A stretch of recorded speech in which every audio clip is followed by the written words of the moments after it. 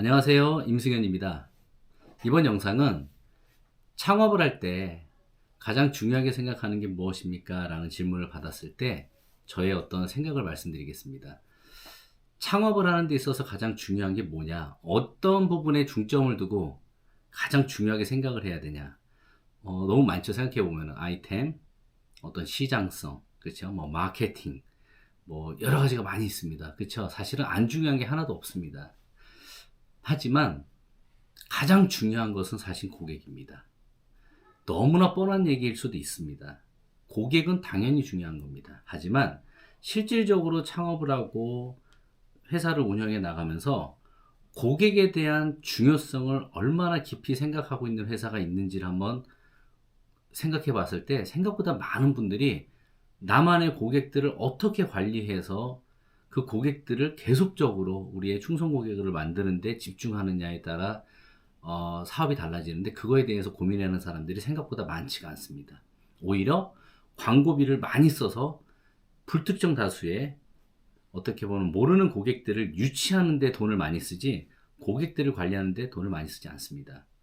지금 최근에 너무나 시기가 어렵습니다. 너무나 불경기고요.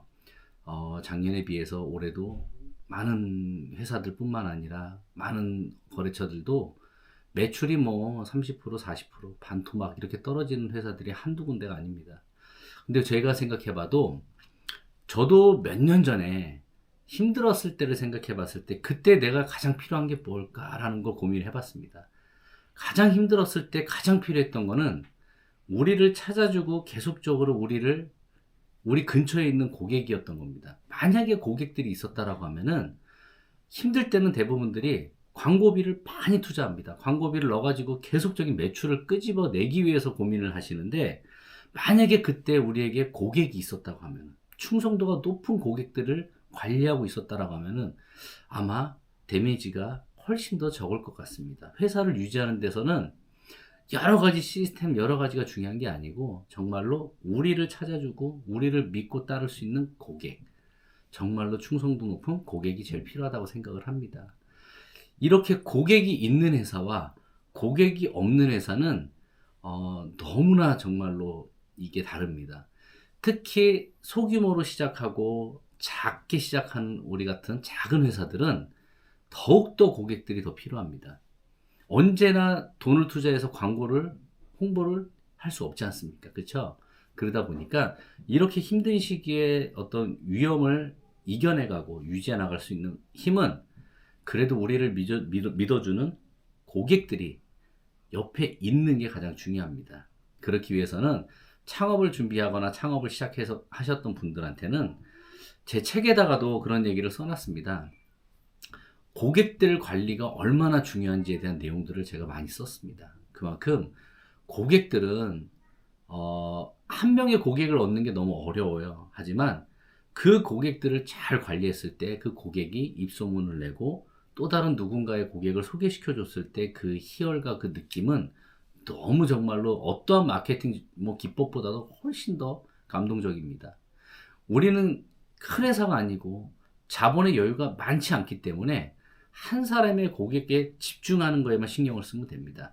그 고객이 어떠한 분류의 고객인지, 어느 시장에서 그 고객이 있는 건지, 이런 거를 알려고 노력하면은 어떠한 제품을 고객이 처음에 우리 회사에 와서 우연찮게 구매를 했어도 그 고객들을 자꾸 들여다보고, 이런 고객들이 우리 쪽에 들어오게 되는구나, 어떤 계기로 어떤 제품을 통해서 이렇게 연결이 됐구나, 그러면 그 시장에 맞는 고객들의 리스트가 쌓일 겁니다.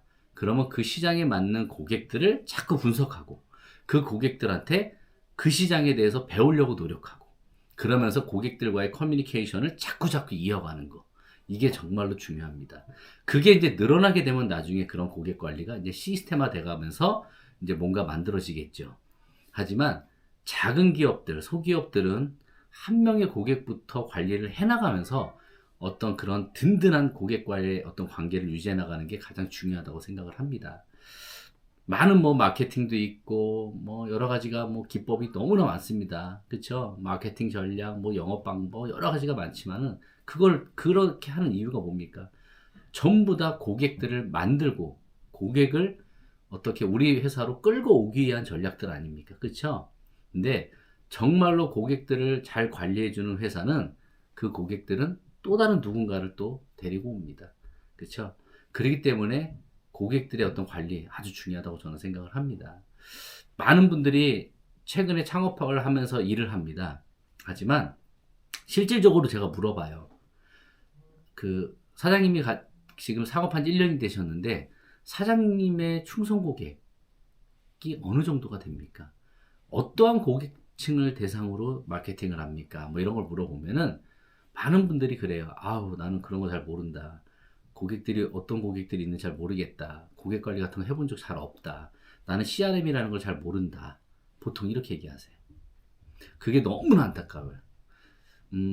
차별화가 있다라는 거는 제가 500만 원을 가지고 창업을 했고 그 비용을 가지고 빠른 시간 안에 남들보다 매출을 빨리 올릴 수 있었던 포지션에 오게 된 계기도 어떻게 보면 시장을 세분화한 전략도 있지만 고객들 한 명 한 명을 대상으로 정말 철저하게 관리를 했고 그 고객을 통해서 새로운 고객들을 연결해 줄 수 있는 어떤 그런 나름대로의 CRM을 저는 구사를 했습니다.